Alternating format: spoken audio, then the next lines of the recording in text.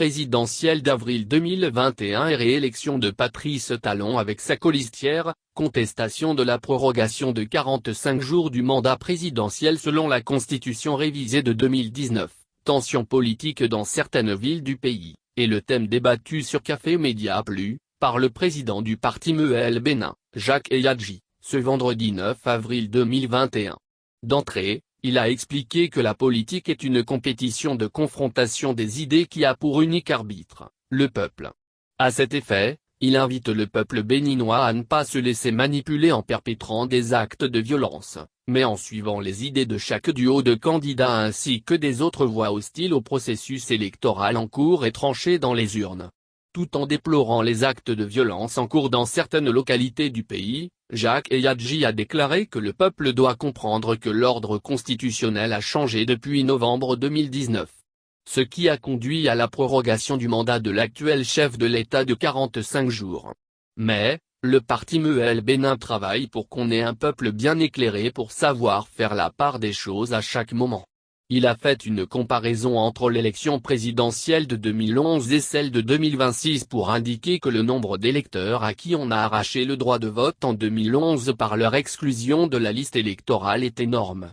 C'est un record qui sera difficilement égalé un jour, a révélé Jacques Eyadji qui s'est fortement demandé pourquoi c'est quand ça concerne l'intérêt du personnel politique qu'il y des récriminations. Jacques Eyadji a rappelé que l'élection présidentielle de 2011 demeure jusqu'à ce jour la seule de l'histoire démocratique tenue sans liste électorale préalablement connue, obligeant la Cour constitutionnelle dans ses manœuvres politiciennes à soi-disant relever par elle-même le nombre d'inscrits à cette élection. Le président de MEL Bénin a par ailleurs exhorté les acteurs politiques à respecter les règles du jeu que le peuple s'est librement données. Tout ce qui a été fait comme réforme au Bénin est passé par les mailles des règles que nous avons éditées dans la Constitution du 11 décembre 1990, a-t-il affirmé. Pour Jacques Eyadji, ce sont ceux qui ne veulent pas suivre les règles du jeu, ceux qui ne veulent pas être lisibles en se conformant à une partie des lois qu'ils contestent, qui sont en réalité la cause des manifestations violentes de cette semaine. Et ces violences n'ont pas épargné MEL Bénin.